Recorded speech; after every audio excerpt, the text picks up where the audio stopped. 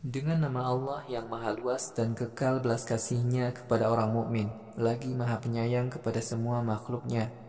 Wahai sekalian manusia, taatlah kalian kepada Tuhan kalian. Sesungguhnya guncangan pada hari kiamat itu sebuah malapetaka yang sangat hebat.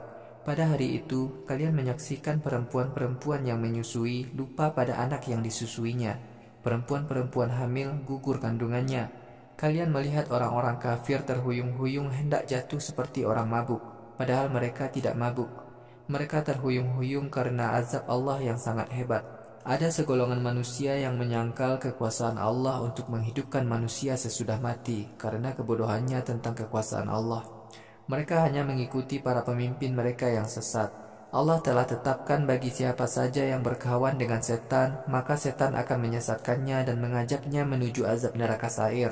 Wahai manusia, jika kalian tetap meragukan adanya hari kebangkitan, sesungguhnya kami telah menciptakan kalian dari tanah, kemudian menjadi setetes air mani, kemudian menjadi segumpal darah yang menempel pada dinding rahim.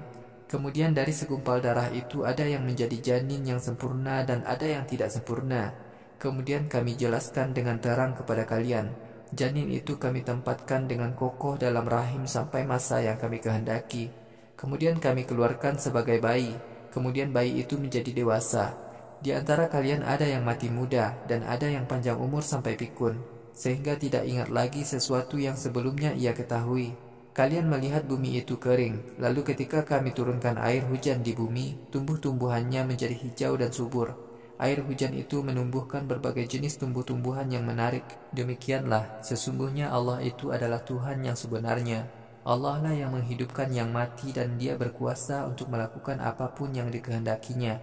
Sesungguhnya hari kiamat itu pasti datang. Kedatangannya tidak bisa diragukan. Sesungguhnya Allah kelak akan menghidupkan kembali semua manusia yang ada dalam kuburnya. Sesungguhnya ada segolongan manusia yang membantah bukti-bukti kekuasaan Allah tanpa ilmu, tanpa alasan yang masuk akal, dan tanpa penjelasan dari kitab-kitab suci yang benar. Ada lagi segolongan manusia yang membantah kebenaran adanya Allah dengan sikap congkak untuk menyesatkan manusia lain dari agama Allah. Di dunia, orang-orang itu akan mendapatkan kehinaan. Pada hari kiamat kelak akan kami timpakan azab yang membakar diri mereka. Azab neraka yang pedih itu karena perbuatan syirik dan kafir yang telah mereka lakukan di dunia. Sungguh Allah tidak akan berlaku zalim kepada hamba-hambanya. Ada segolongan manusia yang selalu berubah-ubah pendiriannya dalam menyembah Allah. Apabila dalam menjalankan agamanya mendapatkan keuntungan dunia, hatinya senang. Apabila dalam menjalankan agamanya mendapatkan rintangan berat, dia menjadi kafir kepada Allah. Orang semacam itu rugi di dunia dan di akhirat. Kerugian di akhirat adalah kerugian yang sebenarnya. Orang munafik menyembah Tuhan-Tuhan selain Allah. Tuhan-Tuhan yang ia sembah itu tidak dapat mencelakakan dirinya dan tidak pula memberikan manfaat kepadanya. Penyembahan semacam itu sudah amat jauh sesatnya. Orang munafik itu mengikuti nafsu sesatnya yang bahayanya lebih besar daripada manfaatnya. Nafsu sesatnya itu menjadi penolong dan kawan yang amat buruk. Sungguh Allah memasukkan orang-orang yang beriman dan beramal soleh ke dalam surga. Di bawah surga mengalir sungai-sungai. Sungguh Allah bertindak sesuai dengan kehendaknya. Siapa saja dari golongan kafir yang beranggapan bahwa Allah tidak akan menolong Muhammad di dunia dan di akhirat, hendaklah ia memasang tali di langit-langit rumah untuk bergayutan. Kemudian potonglah tali itu, maka ia akan jatuh ke tanah dan mati. Kemudian hendaklah ia perhatikan apakah kematiannya itu menghilangkan rasa bencinya kepada Muhammad. Demikianlah kami telah turunkan ayat-ayat yang jelas kebenarannya dalam Al-Quran. Sesungguhnya Allah memberi hidayah kepada siapa yang dikehendakinya untuk masuk Islam. Sesungguhnya orang-orang yang beriman, orang-orang Yahudi, orang-orang Sabi'in, orang-orang Nasrani, orang-orang Majusi, dan orang-orang yang menyuruh berbuat syirik sungguh kelak pada hari kiamat akan diadili oleh Allah. Sungguh Allah selalu menyaksikan semua perbuatan mereka. Wahai Nabi, apakah engkau tidak memikirkan semua yang ada di langit dan di bumi, matahari, bulan, bintang, gunung, pohon, dan semua hewan tunduk kepada Allah? Juga sebagian dari manusia taat kepada Allah, tetapi sebagiannya berhak menerima azab karena kekafirannya. Siapa saja yang dihinakan oleh Allah, maka ia tidak akan mendapatkan orang yang memuliakannya. Sungguh Allah bertindak sesuai dengan kehendaknya. Orang-orang kafir dan orang-orang mukmin adalah dua golongan manusia yang berbeda pendapat tentang Tuhan mereka. Masing-masing mengaku dirinya benar. Kelak di akhirat, orang-orang kafir mendapatkan potongan kain dari neraka untuk dijadikan pakaian bagi mereka. Kemudian kepala orang-orang kafir itu diguyur dengan air yang mendidih. Isi perut dan kulit orang-orang kafir itu meleleh karena siraman air mendidih itu. Orang-orang kafir itu merasakan sakit karena kepala-kepala mereka dipukuli dengan palu besi. Setiap kali orang-orang kafir itu ingin keluar dari neraka karena penderitaannya yang hebat, mereka dimasukkan kembali ke neraka seraya dikatakan, "Rasakanlah azab neraka yang menghanguskan dirimu." Sungguh Allah akan memasukkan orang-orang yang beriman dan beramal soleh ke dalam surga-surga. Di bawah surga-surga itu mengalir sungai-sungai. Orang-orang yang beriman dan beramal soleh itu akan diberi kalung-kalung dari emas dan mutiara. Pakaian mereka di dalam surga terbuat dari kain sutra. Orang-orang yang beriman dan beramal soleh diberi petunjuk dengan kalimat-kalimat tauhid. Mereka juga diberi petunjuk untuk beragama Islam, jalan yang terpuji. Sesungguhnya kami pasti timpakan azab yang pedih kepada orang-orang kafir, orang-orang yang menyalahi agama Allah, dan orang-orang yang menghalangi kaum muslimin masuk ke Masjidil Haram. Masjidil Haram kami jadikan tempat yang aman bagi seluruh kaum muslim, baik yang tinggal di Makkah maupun pendatang. Siapa saja yang melakukan kejahatan secara zalim di tempat ini, maka kami timpakan azab yang pedih kepadanya. Wahai Muhammad, ingatlah ketika Masjidil Haram ini kami jadikan tempat berlindung bagi Ibrahim. Kami perintahkan kepada Ibrahim, janganlah kamu menyekutukan kami dengan apapun. Sucikanlah masjidku di tanah haram ini dari segala perbuatan syirik dan barang najis, agar orang-orang dapat melakukan tawaf, solat, dan beribadah dengan khusyuk. Wahai Ibrahim, umumkanlah kepada semua manusia untuk beribadah haji. Niscaya mereka akan datang kepadamu dengan berjalan dan naik onta yang cekatan dari tempat-tempat yang jauh dari seluruh dunia, supaya orang-orang yang beribadah haji dapat menyaksikan berbagai macam kebaikan bagi mereka, agar mereka juga menyebut nama Allah pada hari-hari yang telah ditentukan. Kemudian mereka menyembelih hewan kurban berupa ternak dari rezeki yang Allah berikan kepada mereka. Karena itu, makanlah daging hewan-hewan itu dan sedekahkanlah kepada orang-orang yang terlantar lagi fakir.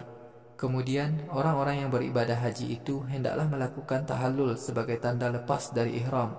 Hendaklah mereka menyempurnakan nazar-nazar mereka dan tawaf ifadah dengan mengelilingi Ka'bah, rumah kuno itu. Demikianlah, siapa saja yang menaati aturan-aturan Allah dalam melakukan haji, maka hal itu lebih baik di sisi Allah.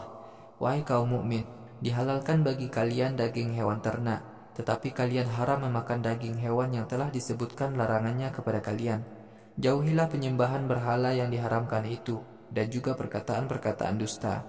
Wahai kaum mukmin, lakukanlah ibadah haji dengan ikhlas karena Allah dan tanpa berbuat syirik. Siapa saja yang berbuat syirik, maka ia laksana orang yang jatuh tersungkur dari langit, lalu disambar burung atau diterbangkan oleh angin ke tempat yang sangat jauh. Begitulah, siapa saja yang menaati peraturan-peraturan Allah ketika beribadah haji, maka sesungguhnya ketaatannya itu adalah keikhlasan yang tumbuh dari hatinya. Hewan-hewan kurban itu boleh kalian manfaatkan sebelum hewan kurban itu disembelih pada hari nahar. Tempat penyembelihan hewan-hewan kurban itu di tanah haram Makkah. Setiap umat para rasul dahulu telah kami tentukan kewajiban menyembelih hewan kurban. Ketika menyembelih hewan kurban itu, mereka menyebut nama Allah sebagai tanda syukur atas rezeki hewan ternak yang telah dikaruniakan kepada mereka. Tuhan kalian adalah Tuhan yang esa, kepadanyalah kalian berpasrah diri. Wahai Muhammad, gembirakanlah hati orang-orang yang taat kepada Allah dengan ikhlas. Orang-orang yang taat kepada Allah itu adalah orang-orang yang hati mereka merasa takut ketika mendengar nama Allah disebut. Mereka adalah orang-orang yang bersabar menghadapi musibah yang menimpa mereka.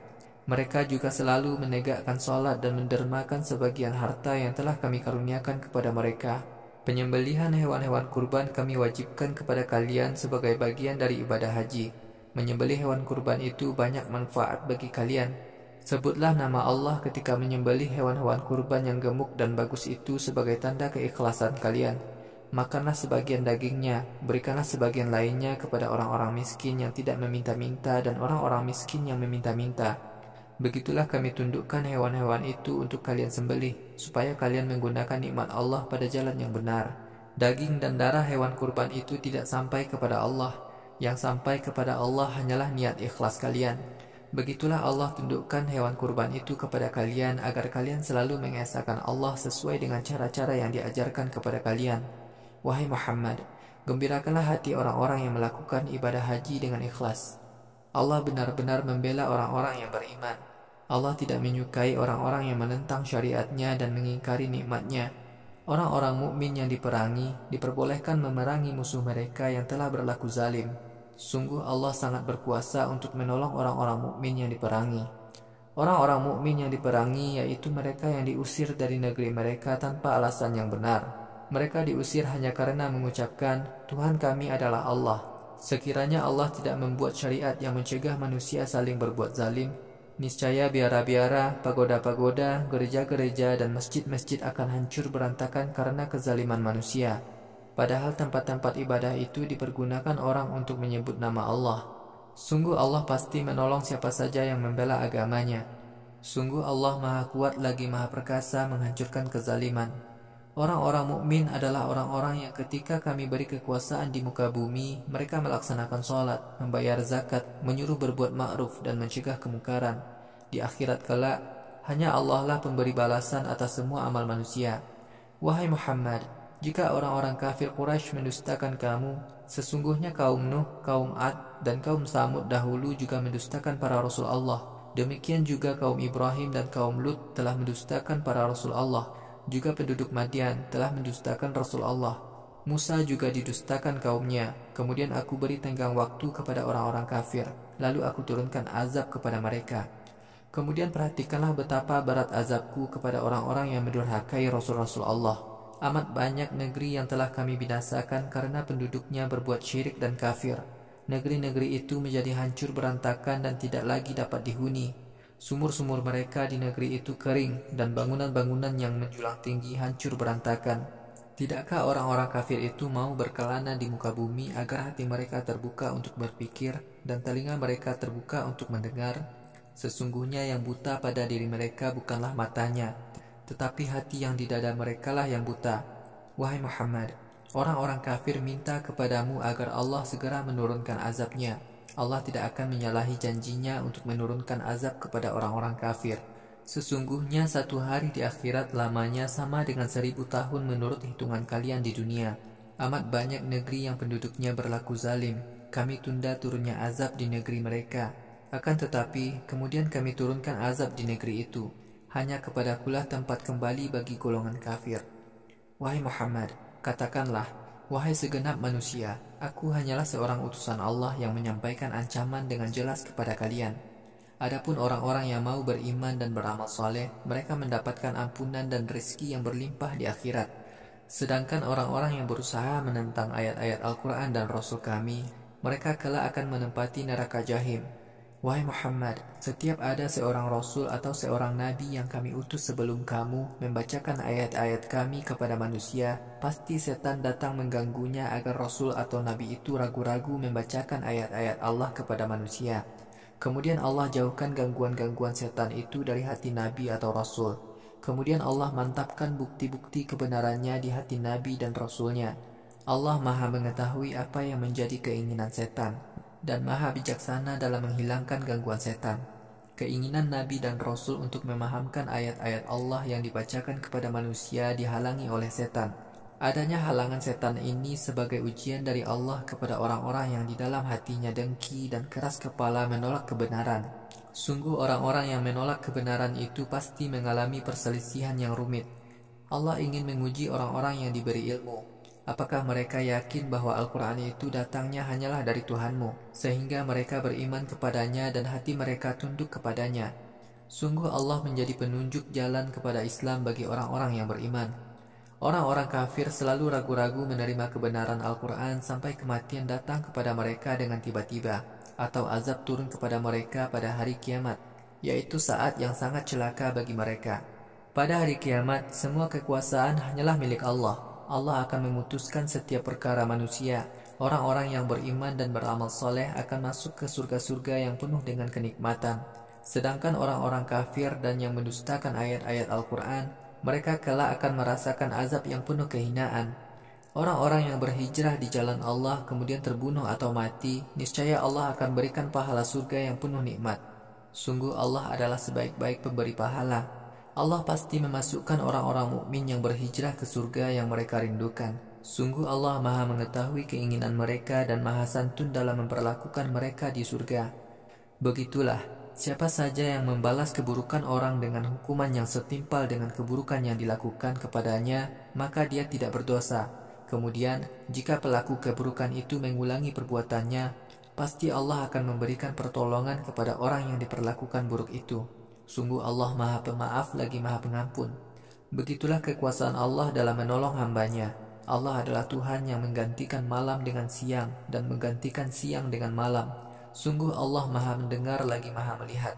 Kekuasaan Allah seperti itu karena Allah adalah Tuhan yang sebenarnya. Sesungguhnya Tuhan-Tuhan selain Allah yang disembah oleh orang-orang musyrik adalah Tuhan yang batil. Sungguh Allah adalah Tuhan yang Maha Adil lagi Maha Agung. Wahai Muhammad, tidakkah kamu pikirkan bagaimana Allah menurunkan air hujan dari langit, lalu bumi menjadi subur dengan air hujan itu? Sungguh Allah Maha halus lagi Maha mengetahui. Semua yang ada di langit dan di bumi adalah miliknya. Sungguh Allah adalah Tuhan yang Maha berkecukupan lagi Maha terpuji. Wahai Muhammad, tidakkah engkau pikirkan bagaimana Allah memudahkan penggunaan semua yang ada di bumi untuk kepentingan kalian? Begitu juga perahu yang berlayar di laut dengan izinnya. Allah menahan langit agar tidak runtuh ke bumi. Semua itu berjalan dengan izinnya. Sungguh Allah Maha Pemurah lagi Maha Penyayang kepada semua manusia. Wahai manusia, Allah adalah Tuhan yang menghidupkan kalian dan mematikan kalian, kemudian kelak menghidupkan kembali kalian. Sungguh manusia itu benar-benar sangat ingkar kepada nikmat Allah. Wahai Muhammad, tiap-tiap umat telah kami tetapkan syariat mereka untuk beribadah kepada kami. Karena itu, janganlah manusia menyalahi kamu dalam menjalankan syariat yang telah kami tetapkan. Ajaklah manusia kepada agama Tuhanmu. Sungguh kamu benar-benar mengikuti syariat Allah yang benar. Jika ada orang-orang yang membantah kamu, katakanlah kepada mereka, Allah lebih mengetahui apa saja yang kalian lakukan. Di hari kiamat kelak, Allah akan memutuskan perkara kalian dalam setiap urusan yang kalian perselisihkan di dunia ini. Wahai Nabi, tidakkah engkau mengetahui bahwa Allah benar-benar mengetahui apa saja yang ada di langit dan di bumi? Semua urusan telah tertulis di Lauhil Mahfuz. Sungguh segala urusan itu amat mudah bagi Allah. Orang-orang kafir menyembah Tuhan-Tuhan selain Allah, padahal Allah tidak pernah memberikan izin untuk menyembah Tuhan-Tuhan selain Allah. Mereka sedikit pun tidak memiliki pengetahuan tentang Tuhan. Orang-orang kafir dan musyrik tidak akan mendapatkan orang yang menolong mereka dari azab Allah. Apabila ayat-ayat Al-Quran yang jelas kebenarannya itu dibacakan kepada orang-orang kafir, engkau lihat wajah-wajah mereka cemberut tanda tidak senang. Orang-orang kafir itu nyaris membinasakan orang-orang mukmin yang membacakan ayat-ayat Al-Quran kepada mereka. Wahai Muhammad, katakanlah kepada orang-orang kafir, apakah kalian mau aku beri kabar yang lebih buruk daripada sikap kalian menolak Al-Quran? Yaitu neraka yang Allah janjikan kepada orang-orang kafir. Neraka adalah tempat tinggal yang paling buruk bagi orang-orang kafir. Wahai manusia, kami telah berikan berbagai perumpamaan kepada kalian. Karena itu, dengarkanlah perumpamaan-perumpamaan itu. Sungguh Tuhan-Tuhan yang kalian sembah selain Allah tidak dapat menciptakan seekor lalat pun, sekalipun Tuhan-Tuhan kalian bekerja sama untuk menciptakan lalat itu. Jika ada seekor lalat mengambil sesaji yang dipersembahkan kepada berhala kalian, maka berhala itu tidaklah dapat merebutnya kembali apa yang diambil oleh lalat itu. Sungguh orang yang menyembah berhala itu lemah, dan berhala yang disembah pun lemah. Orang-orang musyrik tidak mengagungkan Allah dengan cara-cara yang benar. Sungguh Allah Maha Kuat lagi Maha Perkasa menghukum orang-orang musyrik. Allah memilih utusan-utusannya dari golongan malaikat dan dari golongan manusia. Sungguh Allah Maha mendengar lagi Maha melihat. Allah Maha mengetahui apa yang akan terjadi di masa yang akan datang dan apa yang telah terjadi pada masa lalu. Di akhirat kelak, segala urusan kembali kepada Allah. Wahai orang-orang yang beriman, rukuklah, sujudlah, dan tunduklah kalian kepada Tuhan kalian. Lakukanlah semua kebajikan, niscaya kalian kelak di akhirat akan beruntung. Wahai orang-orang mukmin, berjihadlah kalian dengan sungguh-sungguh untuk membela Islam. Allah akan menguji kalian. Allah tidak membuat syariat agama yang memberatkan kalian. Syariat agama kalian itu juga syariat Ibrahim, nenek moyang kalian. Ibrahimlah yang dahulu memberikan nama muslimin kepada pengikutnya. Begitu pula umat Muhammad ini, agar Muhammad menjadi Rasul yang kelak menjadi saksi bagi kalian, dan kalian menjadi saksi bagi umat para Rasul sebelumnya. Karena itu, laksanakanlah sholat, keluarkan zakat, dan berpegang teguhlah pada Islam agama Allah. Allah adalah Tuhan yang menjadi penguasa kalian. Allah adalah sebaik-baik penguasa dan sebaik-baik pemberi pertolongan.